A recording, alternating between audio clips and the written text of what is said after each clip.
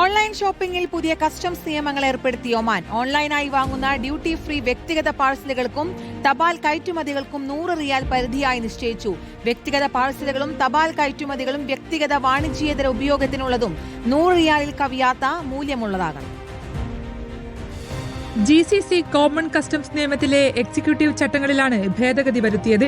വ്യക്തിഗത പാഴ്സലുകളും തപാൽ കയറ്റുമതികളും വ്യക്തിഗത വാണിജ്യേതര ഉപയോഗത്തിനുള്ളതും 100 റിയാലിൽ കവിയാത്ത മൂല്യമുള്ളതുമായാൽ മാത്രമേ കസ്റ്റംസ് തീരുവ ഇളവ് ലഭിക്കൂ. പുകയിലയും പുകയില ഉൽപ്പന്നങ്ങളെയും ഇളവിൽ നിന്ന് ഒഴിവാക്കിയിട്ടുണ്ട്. 300 റിയാൽ വരെ മൂല്യമുള്ള യാത്രക്കാരുടെ സ്വകാര്യ ബാഗേജുകൾക്കും സമ്മാനങ്ങൾക്കും കസ്റ്റംസ് ഇളവുകൾ തുടർന്നും ലഭിക്കും. വാണിജ്യ ആവശ്യങ്ങൾക്ക് ഇളവുണ്ടാകില്ല. എന്നാൽ യാത്രക്കാർക്കുള്ള സിഗരറ്റ് അലവൻസ് പുതിയ നിയമപ്രകാരം കുറയും. മുൻ നിയന്ത്രണങ്ങൾ പ്രകാരം സിഗരറ്റുകൾക്കുണ്ടായിരുന്ന ഡ്യൂട്ടി ഫ്രീ അലവൻസ് 400 സിഗരറ്റിൽ നിന്ന് 200 കുറച്ചു.